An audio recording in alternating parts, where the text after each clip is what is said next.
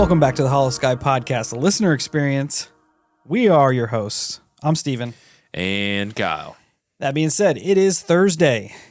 And again, this is your listener experience episode. We got a good one today. I was kind of peeping through it. Normally we don't go into them and read them very much.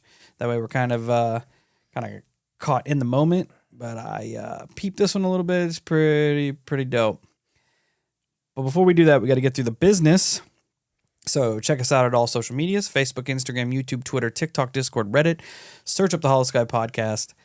Come join the cult. Be part of the community. You know the drill. Again, this is our Thursday show. Hang out with us every Monday for our normal Holosky show. Tuesday is the recap for our night shift from the week before. And Wednesday, 8 p.m. Central. You can hang out with us at YouTube and Facebook Live for the night shift live call-in show. If you have a paranormal experience you'd like to share with us for a future listener experience episode, Kyle was beamed a message from a star beyond the charts with information that you're going to want. I was. And that information is going to be, if you would like your experience or encounter featured on our show, it's pretty easy to do. All you have to do is write your story out, shoot it over to the email, which is going to be holoskypodcast@gmail.com. You can also record yourself with a voice memo app on your smartphone or anything that can basically record you. Send that to the same email. You can call or text the holophone at 618-556-0837. You can send us strange shit to Holosky Podcast, P.O. Box 145, Fieldon, Illinois, 62031. Get us your stories so we can get them out there and get them logged.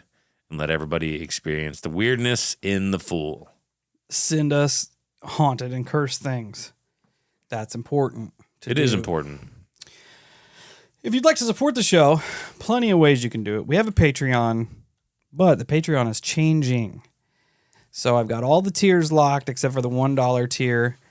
We're going to be popping up a $7 tier. That's going to be the only tier offered. Anybody interested in signing up, sign up on the $7 tier. Anybody that is signed up now to the other tiers, 3, 5, and 10, those will be going away April 1st. They will be gone. So once those get deleted, you're not going to have access to any of the Patreon shows or anything ad-free unless you go in and re-sign up for the $7 tier. Write that down. Make sure you do that. Remember. But yeah, so with the $7 tiers up, go ahead and sign up for that. We haven't got it popped up yet, but we're getting there. We have a store at our website, holoskypodcast.com. You can go over there and check out some merch. Rep the Holocult. Best thing you can do, share the show. Share the show. Share the show. If it's an episode you read or you listen to and you're like, hey, that's dope, share that. Helps us out tremendously. Can't state that enough. Diving into today's listener experience. It is from our friend Jeff, and it's titled Choosing My Family. Thought that was pretty interesting. It is a weird leading sentence there. Yeah. So, Jeff says, hey, what's up? My name's Jeff, but everyone calls me Yeti. Here goes my craziest story. So first, a couple things to note before I tell this. Number 1, I'm adopted. I found this out when I was between 5 or 8 years old. 2, I have pre-birth memories. I've had them my whole life. I started researching memories like that one day and found that a bunch of others have the same, with lots of similarities. I remember picking my family, picking my life. I remember reviewing my past life, and etc. Then coming to Earth, lots of little memories in between. Anyway, when I was 3, I went to my adopted father in the kitchen and said, Dad, do you remember when I was the dad and you were the kid? He laughed and said, what? And I repeated it. He just stared at me silently, so I told him a story of taking him to a lake and fishing when he went through a breakup as a child. He went pale and called for my mom. He told her what I said, and she went pale as well. My dad asked why I told him, and why would I be the son, etc. I just looked at him and shrugged. They both told me to go outside and play. As I got older, I met my biological family. Found out my birth name. My birth initials were DAD, David Aaron Dills. I was born on the day my adopted grandfather passed away. It always freaked my dad out when I brought it up. I'm 38 now, and holding on to those memories has gotten harder now. When I died in my past life, I was greeted by a large angel or spirit that claimed to be my guardian. I was taken to a very large stone or metal disc laying on a floor. I was scanned and told that I had diseases which can actually cling to your soul, depressions, cancers, etc. They had me stand on the disc. A green circular light began to go up and down, with vibration waves all around me. I felt sadness and illness leaving my body. Everything became so intense I cried out. I was then taken to a place to calm down and reflect with my guardian. I watched my life and felt horrible, all the bad things I did. I began to ask if I was going to hell. They just laughed and said, no, that's not how life works. They asked me if I wanted to try again, and I said absolutely not. Then I felt an overwhelming energy calling to me. It was the source. The source explained things to me. I agreed to come back and try a different life. I spent a long time coming back. There's a book in front of the energy source that has all knowledge in it. You think of something and it appears on the pages. I watched Earth for a bit. I talked to others about my concerns of coming back. Finally, I was taken into a gigantic room of what looked like it was full of bathtubs. Thousands of them. I was taken to one and I sat in the warm water. 2 spirit guides were with me, explaining how to choose my new life. I said I wanted to go to the future more. They explained that that was more difficult. The risk of getting lost were higher, but the rewards were greater, and that I would have guides. So I picked out my life, my body, etc. They said to close my eyes and lay back into the water, and in that blink of an eye, I'd be back. I closed my eyes and opened them to see a platform overlooking Earth, and met by a spirit who I didn't trust, who was to send me to Earth. Once I began going toward Earth, I was told my memories would erase the closer I got. I panicked and tried everything I could to keep them.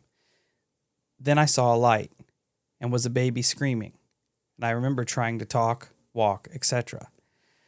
When I was 1, I was guided by a spirit to walk. Then I began reading, talking in full sentences, doing math, etc. Imagine being an old soul stuck in a toddler's body. I was gifted as a child. I just realized how much I wrote.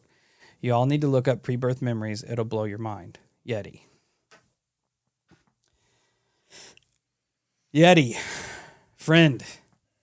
That is That's intense to unpack. I have heard of pre-birth memories. I have not looked into them very much. But just going off of the way you described it, man, my brain goes in a bunch of different directions. Same.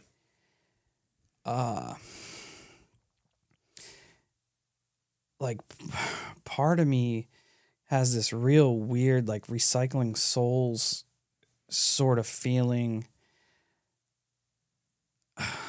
I don't know how to describe it exactly.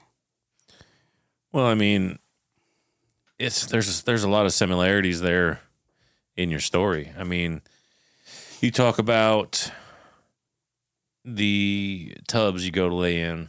Those remind me of the pods from Matrix. You brought up the platform over Earth. The closer you got, the more your memories faded. A lot of people think the moon has something to do with souls. That's another weird oddity there. A concerning thing for me is, which is extra shitty, is that depression and cancers can cling to your soul. Yeah, that sucks. And that, to me, that almost feels like a premeditated thing. You know what I mean? Like, I just don't feel like that's natural. Like a cancer should cling to your soul. It almost feels like, you know what it feels like? It feels like some type of divine punishment. Yeah, it's awful that you essentially can't get rid of them if like this is some sort of soul recycling, reincarnation kind of thing. Like if your soul has these ailments, it's not going to matter what body you're put in. you're going to experience it over and over and over and over again. Yeah, like a divine punishment. Yeah. Like you fucked up, and then this is now the weight you have to carry, and it sucks. I mean, it's kind of cool they can get rid of that, but man, it just like, it pulls me in all these different sci-fi ways, like The Matrix. What's the Altered Carbon? You see the sci-fi movies where you lay in the beds and they cleanse you, they heal you, and they repair you, and it just has a ton of those tropes to it. But you always hear that they're showing us things that are reality, you know. So maybe that has something to do with it. It's fucking bizarre. And I don't know. Like, it sounds cool to some people, I'm sure.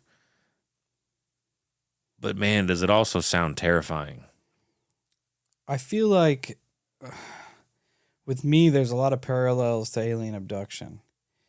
Because if we would have went into the second half not knowing about the past lives that you had, it would feel like most of that was a typical alien abduction. Yeah. Where you're brought in to whatever the large room is. You're essentially there with a being, I'm assuming, since it's claiming to be your guardian, probably trying to keep you calm. There's the weird metal disc on the floor where it's scanning the body. You hear a lot of that in alien abductions. The weird lights, green lights, vibration waves and stuff, that all feels real like extraterrestrial abduction to me. Not that they're not one and the same, because like we don't know what these entities are. And I can't feel like it's 100% good, like it's looking out for you, because you said there was one that you didn't trust. Yeah. Which is, I'm curious more. I'd like some background on that. Like, what about that particular being made you feel like you couldn't trust it? And what about the other beings made you feel like you could trust them? It's weird. It's terrifying. For me, it's terrifying because it's going into a whole world of unknown, because you're literally losing your memories as you're falling back to reset. And I mean, and if that's the case, I mean, we can only judge life on the experience and knowledge that we currently have. And naturally, as a person, you're gonna, like, if you were gonna, at least I feel like most people, not everybody, but you're gonna want to essentially kind of be put in the same shoes. Like I would want my soul to rematch up with my wife's soul, and then to have children that match up with my children. You know what I mean? Like, you want, Yeah. but you lose all of that coming back down. Yeah, and the way he described the fear of losing his memories. That scares me. Like, I'm sitting here thinking about it. It's terrifying. Yeah. Like, I don't fucking like that at all. No, because like who you are is kind of built on the memories that you have. Yeah, that's important. And like I said, you can only judge by what we know and have now. And that means you're going to give up everything that you knew. Everything that was good about your past life, you're giving it up to go back through it again. And it doesn't mean that you're going to match up. Because, you know, if it takes death to reincarnate, well, your kids and your wife aren't going to be passed yet. Right? Yeah. So it's impossible Hopefully. for you to basically link back up with your family. And I'm just not okay with that. There's something inside that just feels like it scares me. And if you want to go on a nefarious route, you hear about these soul harvesting plans and how they feed off of emotions, negative and positive. If you listen to the way he talks, they took him on a roller coaster of feelings, because first you die in your past life, which has to be traumatic, you know, regardless of whether it's in your sleep or whatever. Dying, I'm sure, is rough on your soul. And then you are greeted by the guardians. You were put through all of these tests, which if you can't remember that it's happened before, you don't know what the fuck's going on, right?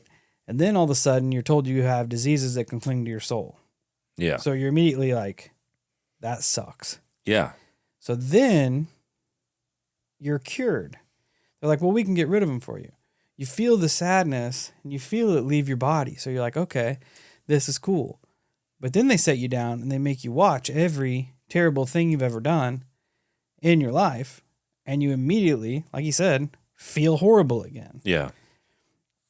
To the point to where like he was worried about going to hell. And all they did was laugh and say no. That part does strike me as bizarre as fuck. Yeah.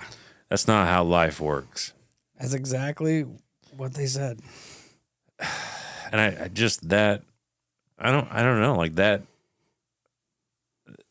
verbiage, that body language that I'm kind of visualizing Feels gross. Yeah, like it makes you feel like when your kid asks you a dumbass question and you laugh it off like you have no idea what's going on here, man. Yeah.